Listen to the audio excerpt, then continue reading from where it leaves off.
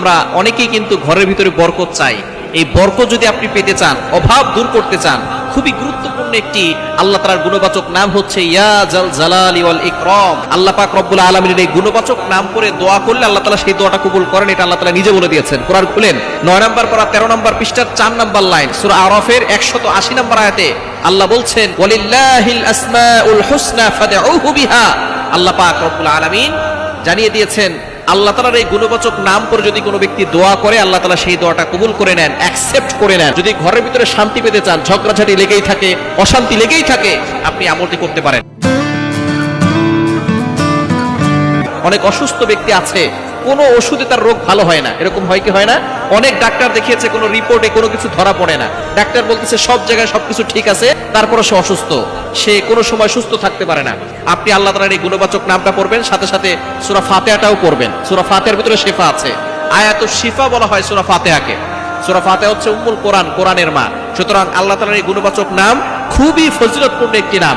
আল্লাহ তাআলা এই নামের বদৌলতে আপনাকে বিপদ থেকে হেফাজত করবেন, আল্লাহ তাআলা আপনাকে সুস্থ করে দিবেন, ঘরের ভিতরে রোগ ব্যাধি আল্লাহ পাক রব্বুল আলামিন দূর করে দিবেন। ইয়া জাল জালালি ওয়াল ইকরাম আল্লাহ তাআলার গুণবাচক নাম। এই নাম পড়ে আপনি 111 বার পরে যদি পানিতে ফু দেন, ওই পানিটা একটা বরকতময় পানি হয়। ওই পানিটা খেলে আল্লাহ পাক রব্বুল আলামিন আপনাকে সুস্থতার নিয়ামত দান করেন, আপনি কল্পনা করতে পারবেন না। সুতরাং এটা পানিতে পড়ে ওই পানিটা যদি আপনি খেতে পারেন, আল্লাহ পাক রব্বুল আলামিন আপনাকে শিফা দান করবেন। আপনি মনে মনে চিন্তা করবেন আল্লাহ তাআলার গুণবাচক নামের বদৌলতে আল্লাহ তাআলা আমাকে শিফা দান করবেন। এজন্য আপনি এটা 111 বার পড়বেন। 111 বার পরে পানিতে ফু দিয়ে পানিটা যদি আপনার ঘরের চারপাশে ছিটিয়ে দেন, তাহলে 1 নাম্বার হচ্ছে আপনার ঘরের সকল অসুস্থতা দূর হয়ে যাবে। রোগ ব্যাধি আল্লাহ পাক রব্বুল আলামিন এই নামের উসিলায় সবকিছু দূর করে দিবেন, এবং আল্লাহ পাক রব্বুল আলামিন ওই ঘরের ভিতর থেকে অভাব দূর করে দিবেন, এবং আল্লাহ পাক রব্বুল আলামিন ওই ঘরের ভিতরে বরকত দান করবেন। এবং ইয়া জাল জালালি ওয়াল ইকরাম যদি আপনি 111 বার করে দোয়া করেন, আল্লাহ পাক রব্বুল আলামিন সেই দোয়াটা কবুল করে নেবেন। অবশ্যই আপনি ওযু করে আমলটি করার চেষ্টা করবেন।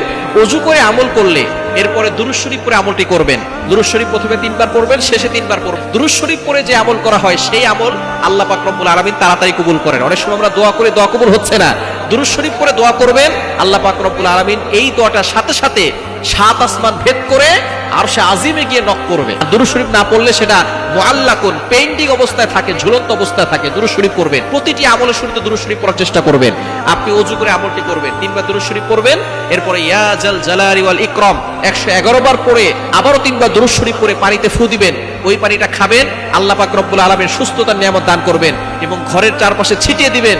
দেখবেন আল্লাহ তাআলা ওই ঘর থেকে অভাব দূর করবেন, আল্লাহ পাক রব্বুল আলামিন রিজিক প্রশস্ত করবেন, আল্লাহ পাক রব্বুল আলামিন ওই ঘরের ভিতর থেকে রোগ ব্যাধি দূর করে দিবেন, এবং আল্লাহ তাআলা ওই ঘরের ভিতরে বৃষ্টির মতো রহমত দান করবেন, আল্লাহ পাক রব্বুল আলামিন বরকত নাজিল করবেন, এবং আল্লাহ পাক রব্বুল আলামিন দোয়া কবুল করবেন।